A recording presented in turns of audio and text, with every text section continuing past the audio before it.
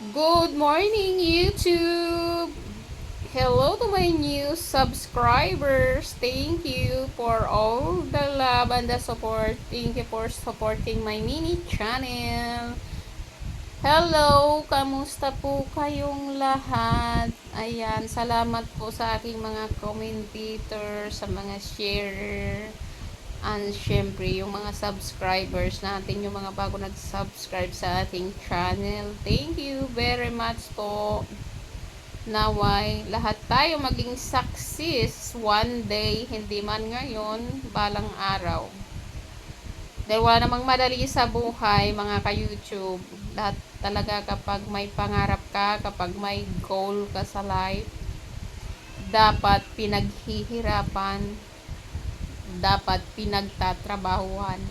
Alam nyo ba yung feeling na wala, hindi naman talaga umaasa kung kikita ka. As long as na masaya ka sa ginagawa mo, go. Huwag mo hayaan yung ibang taong lagi kang binabas, lagi kang dinadown.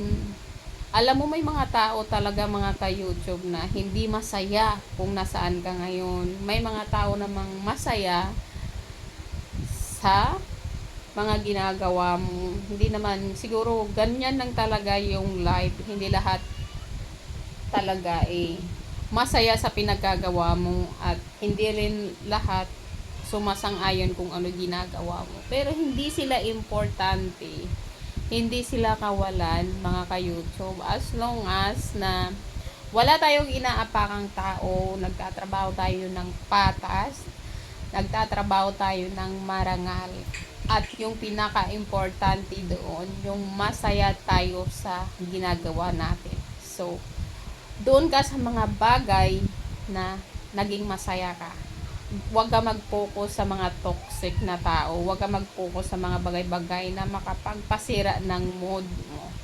Ganyan lang talaga. And always stay positive. Kasi alam nyo ba, mga ka-YouTube, kahit ako, kayo, or yung ibang mga tao may sari-sariling problema. Alam nyo ba? Lalo na sa panahon ngayon, madalas tayo nagkakasakit, madalas yung mga anak natin magkasakit, at talagang maraming nagkakasakit dahil nga paiba-iba yung panahon. Kaya tayo may problema.